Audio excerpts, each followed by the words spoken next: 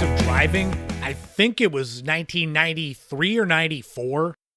So I turned 16 in 1993, so it had to be after that. It would either be my mother taking me around the local church parking lot in our blue station wagon. That was the first car I ever drove on my own with my license. It's also the car that got into a minor accident. And then later on, after that, have you ever seen the movie Tommy Boy? Do you know the scene where they're driving on the highway and the hood just whips open? And they're both screaming and looking out, trying to see beyond it. What if I told you that actually happened to me? It is 100% true. I was driving with my then girlfriend, probably 1996, driving down Willow Street in Yarmouth, the town where I was living. That minor accident had caused some damage to the latch for the hood. So we're driving on Willow Street, probably going like 40, 45 miles an hour, and the wind got up under the hood and it wasn't latched as well as it used to be, and it whipped open. Man, nothing will make your heart jump than driving pretty fast speed and then suddenly not being able to see the road. Man, I hadn't thought of that in years. Doing the research for this segment brought that story back to my mind, where I literally lived that Tommy Boy moment. Also, my Nana used to take me out driving. We would go behind a nearby shopping center. So there was a parking lot behind the buildings that must have been for overflow. It wasn't that big. I would be in her black Ford Escort. I think it was a 1985. She'd be in the passenger seat, and I'd be driving trying to learn, and I could see her pressing her foot on the floor like she was mimicking the brake. It used to make me think she was panicking. I wasn't driving fast, but suddenly I would just see her foot pressing the floor. I'd be like, come on, Nana, I'm not doing that bad. But it's also, I could only imagine being the one in that passenger seat, having someone who's never driven before, and you're trusting them to do it right. I never took formal driver's education in school.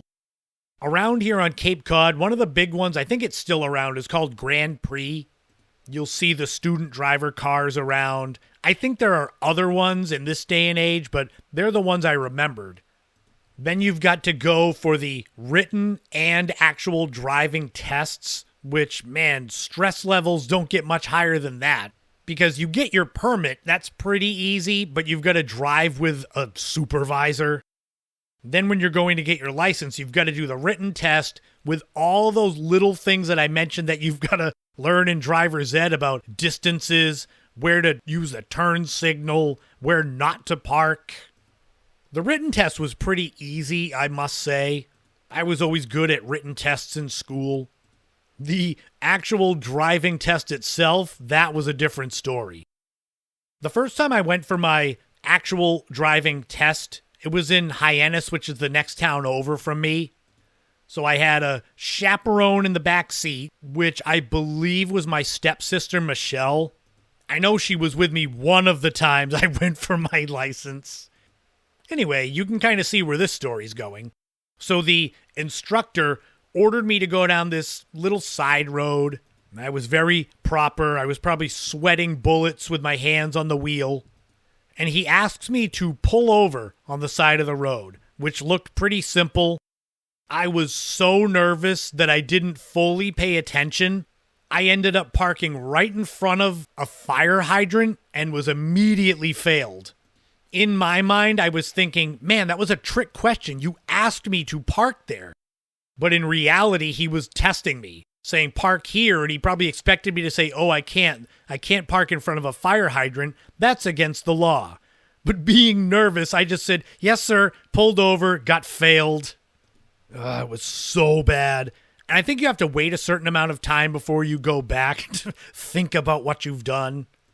I don't remember who was with me the second time I went to get my license. But I went back. I think I had a different instructor with me, someone in the back seat. We went down that same road, and I'm thinking, oh, I'm not parking in front of a fire hydrant this time. You can't fool me. Oh, no, it was something worse. It was parallel parking and making a 3-point turn. Parallel parking was rough, but I think he was going to let me pass because it was close enough. Then when it came time for the 3-point turn, I was so bad at it, and I don't know why, but it was something like watching a small animal get tortured, where I think after I tried several times and failed, he finally was like, okay, that's enough. And I got failed because I couldn't do a 3-point turn properly. So yes, you're not hearing that wrong. I failed getting my license twice. I don't know if they knew that it was my third time when I went to go for the third time and they felt bad for me, but it was pretty cut and dry, pretty easy. I was 17 years old, finally got my license. The first several months I had my license, it was mainly me driving my mother's blue station wagon until the hood whipped up like it did. My first car that I bought on my own was a 1982 Pontiac Grand Prix. It was like a boat or a tank or both. I think I paid $300 for it in 1997. It did well. It lasted me probably a year and a half, almost 2 years, before finally the timing belt broke and it just wouldn't start. I had to stand at the window and watch as the tow truck came and grabbed it and took it away. I was so sad. But we'll do a deeper segment into first cars later on in the podcast, because I had some piles of crap in my early days. But what about you out there? Did you take driver's ed? Did you pass your license test on the first try, unlike me, who took 3 times? Oh well, I've got it now, and that's all that matters.